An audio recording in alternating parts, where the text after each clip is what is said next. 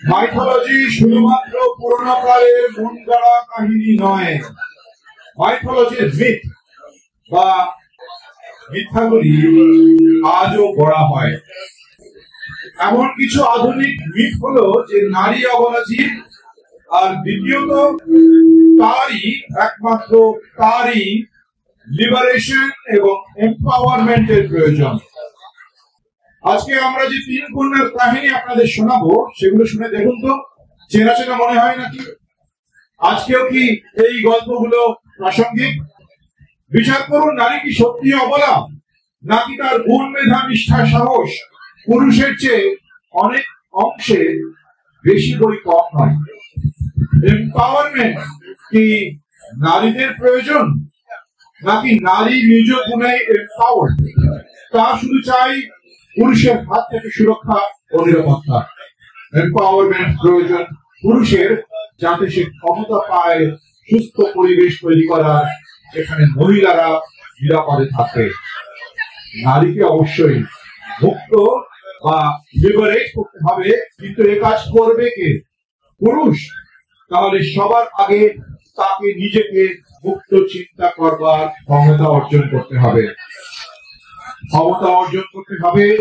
যাতে সে লিঙ্গ বৈষম্যের মাথা ভেঙে গুড়িয়ে দিতে পারে। নারীর অবমাননা দেখলে প্রমাণ লোপাট নয়, রুখে দাঁড়াতে পারে।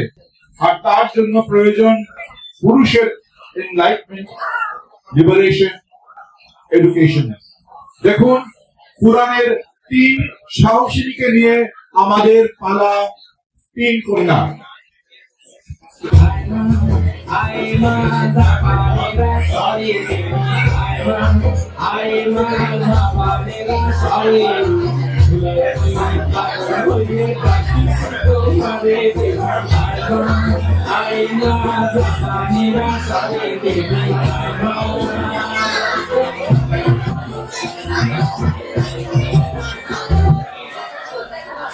হাজার বছর আগে এই নদী তীর ধরে ভেসেছিলাম আমি।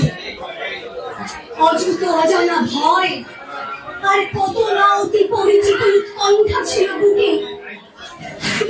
পিশাচেরা চারদিক থেকে তাদের বিষ নজর নিক্ষেপ করেছিল আমাকে।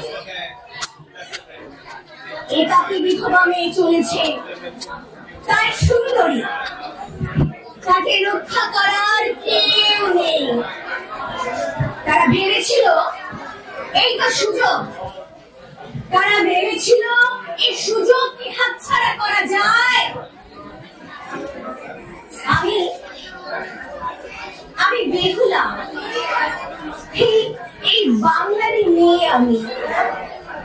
কৃষ্ণা দ্বাদশীর সন্ধ্যার অসংখ্য সোনালী ধানের মধ্যে বট দেখেছিলাম আমি।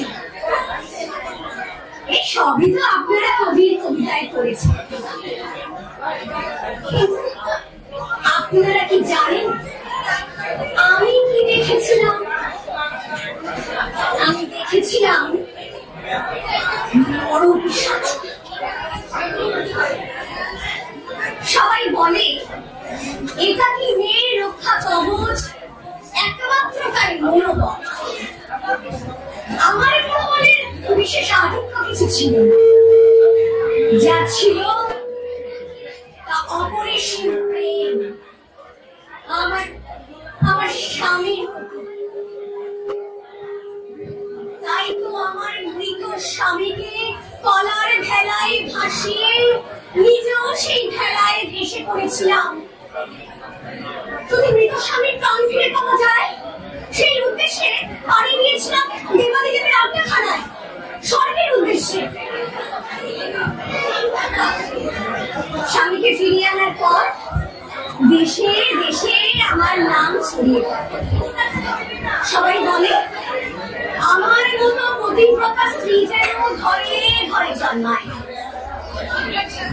কিন্তু জানেন কি আপনারা, আমার মৃত স্বামীর প্রাণ ফিরে পাওয়ার জন্য ওই সহস্রধারী ইন্দ্র, দেবতাদের রাজা ছিলেন। আকাশ, বজ্র, ঝড়, বৃষ্টি যার হাতের মুঠোয়, তিনি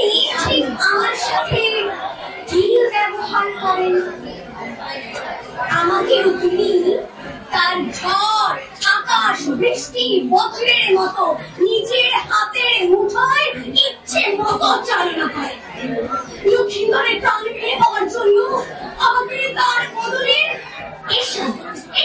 এর সামনে নৃত্য করতে হয়েছিল। আমার নাচে তার ক্ষুধা তৃপ্ত হলে তবেই আমার স্বামী ফিরে পান তার কাছে। বিশেষ করে আপনারা এছাড়া আমার কোনো উপায় ছিল না। আমি বাধ্য হয়েছিলাম ওর হাতে ধরা দিতে। আমার কপালে জুটল আমি ভেবেছি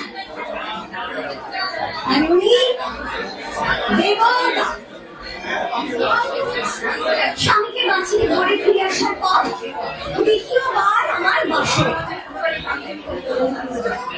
আর সেই বাসরে আমার স্বামী আমাকে সন্দেহ করেন। তিনি আমাকে জিজ্ঞাসা করেন কেন আমি ইন্দ্রর যৌন ক্ষুধা তৃপ্ত করার জন্য এর সামনে নৃত্য করেছিলাম। আমি তাকে যতই বোঝাই তুমি আমার স্বামী, আমি যা করেছি সবই তোমাকে ফিরে পাওয়ার জন্য। কিন্তু তিনি আমাকে বিশ্বাস করেন। সন্দেহ আমার সংসার জীবন ভেঙে যায়। আর এই সবের জন্য দায়ী তুমি ইন্দ্র। তুমি তোমার এই সহস্র চক্ষু বেষ্টিত দেহখানা পচা গলা সবের চাইতেও বেশি কদর্য।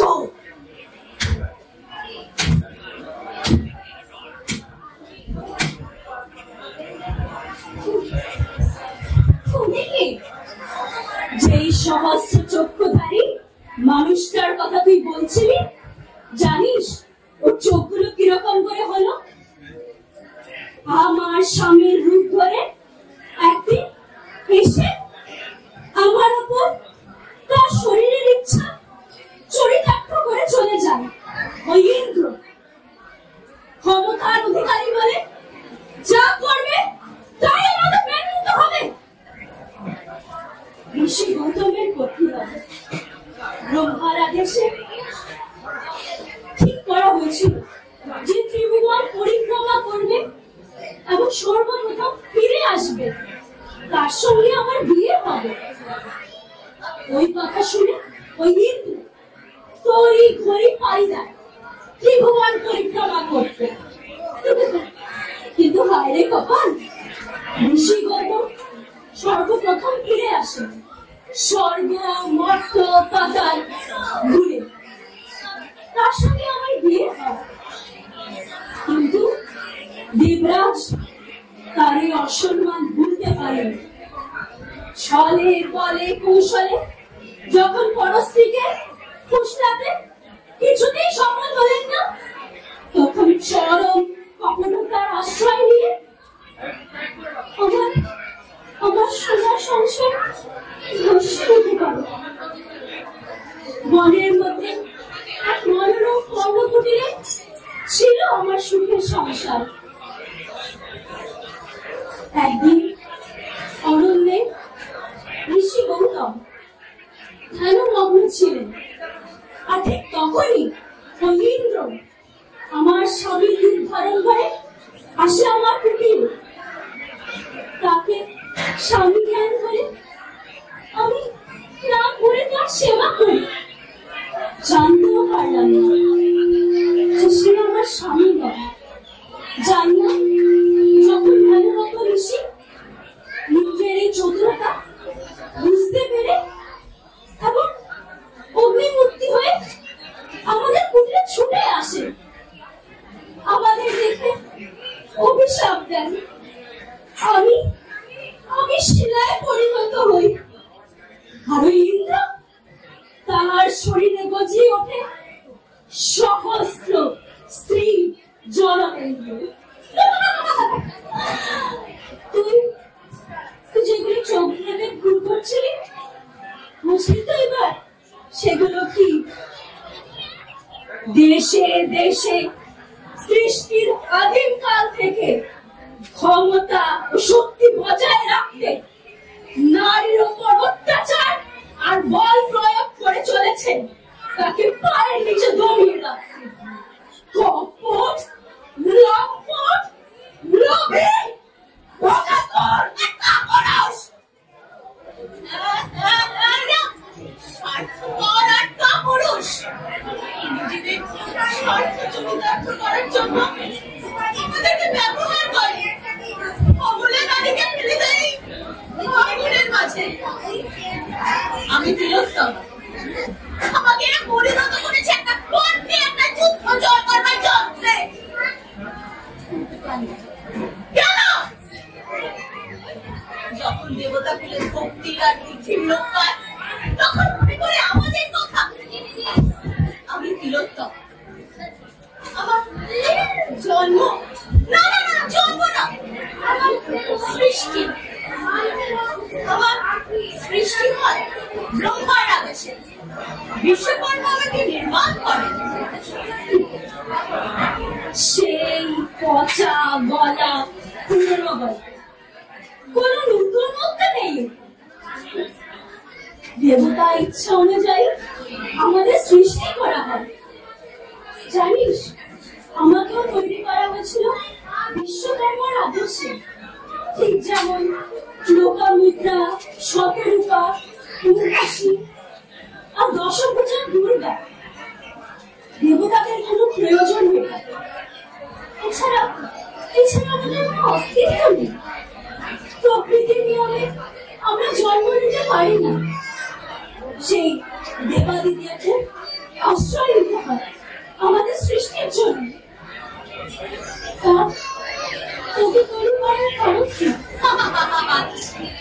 আমার সৃষ্টির কারণ আমার গল্প শুনবি? শোন।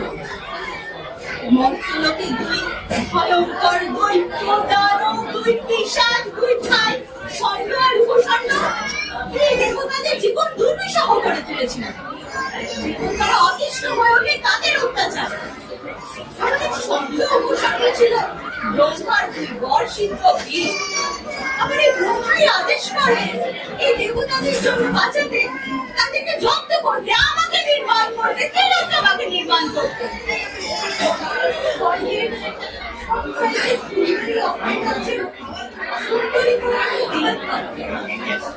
তারপর আমাকে পাঠানো হয় ওই মর্তলোকে। আমি নিজের জীবন বিপন্ন করে গিয়ে সেখানে মিলি এই দুই ভাই স্বর্ণ আর উপস্বর্ণের মাঝে। দেখিয়ে ছলা গলা রাজুদালে আমার মায়ের জালে আবদ্ধ করে। একটু আস্তে, একটু আস্তে। মধ্যে শুরু হয় যুদ্ধ, বিবাদ, দুটানায় করে তারা। আমার ডান হাত বাম হাত ধরে টানাটানি করতে থাকে। আমার মালিক চেয়েছিল। তারপরে মাথায় আরো যুদ্ধ, বিবাদ, অবশেষে মৃত্যু। আমাকে ব্যবহার করে তাদের পরিণতি করা হয়। তারপর কি জানিস? তারপর দেবতাদের সামনে উঠে আসে, তাদের ইচ্ছা পূরণ হয়। আমি তারপর সামনে ফিরে গেলে দেবতারা আমার প্রাণ খুলে আশীর্বাদ করে, অনেক বরদান দেন। আমি কি তোমাদের ব্যবহারের জিনিস? আমাকে ব্যবহার করে ছুড়ে ফেলে দেওয়া ছিল তোমাদের উদ্দেশ্য। কিন্তু আমি কেন? তোমাদের কত অপসরা ছিল, উর্বশী, মেনকা, রম্ভা, তাদের পাঠালি পাঠটা আমাকে কেন? নাকি তারা তোমাদের অনেক বেশি প্রিয়? তারা চলে গেলে তোমাদের দেবালয় নাচ গান বন্ধ হয়ে যাবে। তাই দরকার পড়লো আরেক তিলোত্তম, দরকার পড়লো নতুন এক অপসরা। কি জানো, দেশের মানুষ এখন চিনে ফেলেছে তাদের তিলোত্তমাকে, আর চিনেছে তাদের শাসনকর্তাদের, যারা তাদের শাসন করে দমিয়ে রাখে, ভুলিয়ে রাখে আর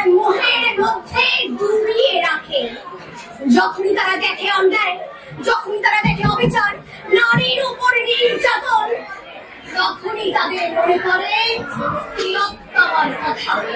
তাই হাতরাস থেকে বিলকিস বানু, মণিপুর থেকে আর্চিকর, যখনই দেখবে অত্যাচার, দেখবে ধর্ষণ, পাবে আমাকে। যখনই দেখবে ক্ষমতা লোভী মানুষ তার হিংস খাওয়া তুলেছে, পাবে আমাদের। আমি বিচার তাদের প্রাপ্য, আমি বিচার বানিয়ে দেওয়া আমার অঙ্গীকার। তোমার অঙ্গীকার